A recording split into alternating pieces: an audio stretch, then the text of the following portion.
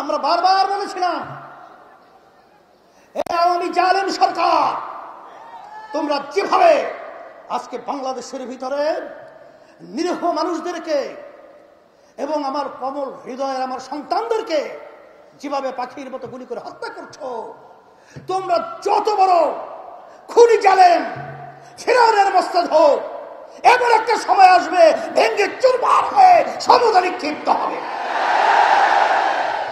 তাই আল্লাহ রাব্বুল আলামিন আমাদেরকে দেখালেন।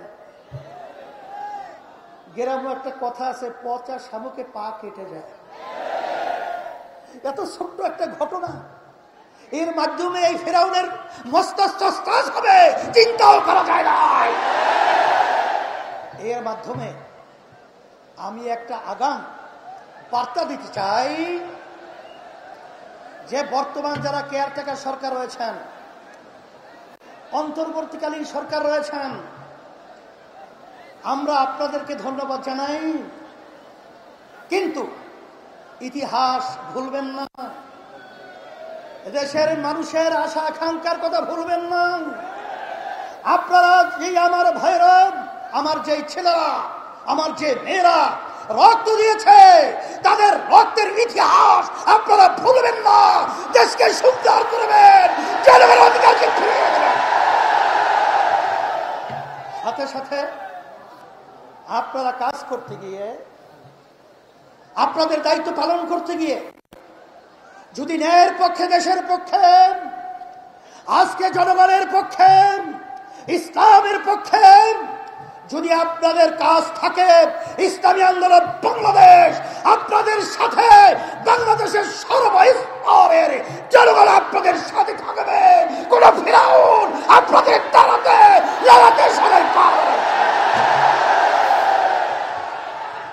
সাথে সাথে